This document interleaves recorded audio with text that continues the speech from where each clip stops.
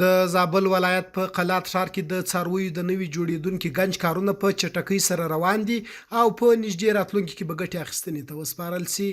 د قلات ښاروال وایي چې د ګنج کارونه تر 50% زیات پرمخ تللي او په تکمیلېدو سره به سلګونه کسانو ته د کار زمینه هم مساعده سي. ښاروال وویل هڅه کوي ترڅو په نورو برخو کې هم د ښاریانو لپاره خدمات وړاندې کړي.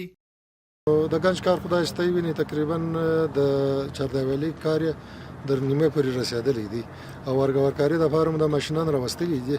انشاءالله 3 او 4 ورځو کې دا ورکاري ته برابرېږي د شلي او دغه به ډک سي.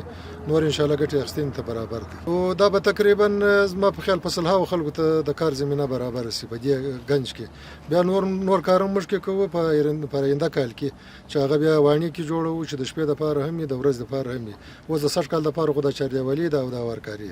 بل لوري بیا د ګنج په ساختماني چارو کې لګیا کاریګر وایي چې دوی ته د اوس لپاره د حلال روزي د ګټلو زمينه برابر شوی او خوشاله دي چې د نورو وطنونو د ستړیاو پر ځای په خپل وطن کې د آبادی په کارونو مصروف دي او د نورو له احتیاج څخه خلاص ژوند لري. د کار باندې موږ ډېر خوشاله یو چې موږ ته دولت د زمينه مساعده کړې ده چې خپل وطن کې یو حلال روزي پیدا کوو او د خپل کورو د لپاره برابرو.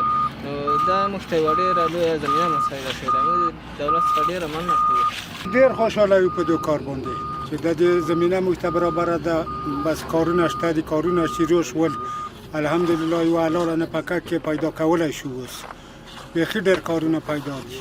د یادونې وړ ده چې د قلات ښاروالۍ له لوري اوس تازه د ښار د ښکلا په موخه تر بالاحصار لاندې د مارکیټونو د جوړولو کار هم پیل شوی.